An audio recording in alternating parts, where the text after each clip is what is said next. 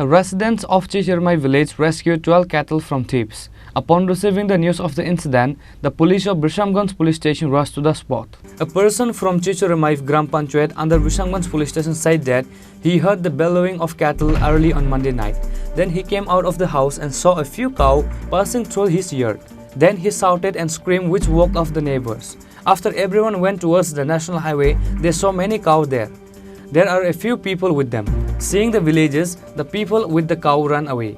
Then the cow were seized. A total of 12 cows have been seized. Later, the police were also informed at the incident. Upon receiving the news of the incident, the police of Vishamganj police station rushed to the spot.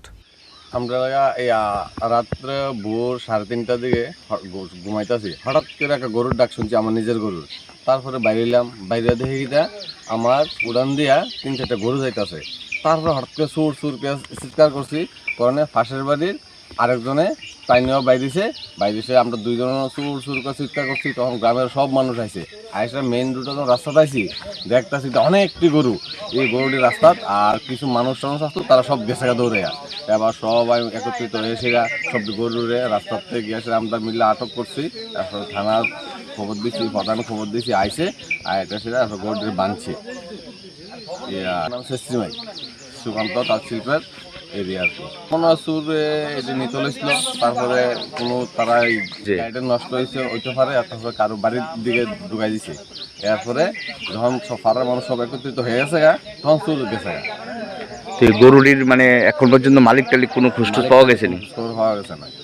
অনেকগুলো প্রধান আছে, থানার police আছে, সবাই মিলে আটক করে একটা জায়গার মধ্যে রাখছে। তারপরে গ্রামবাসী সবাই আমরা এগুলি আছি আর কি।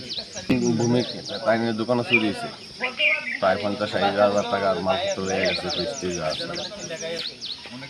এইভাবে চুরি বাড়ছে না? চুরি প্রত্যেকদিন চুরি হইতেছে। এদিকে 12টা গরু, 2.5 লাখ টাকা। However, he said that the owner of the car was not yet identified. Police have started investigating the incident. Reported by Jivan from Vishalgarh, Chini, Khorang.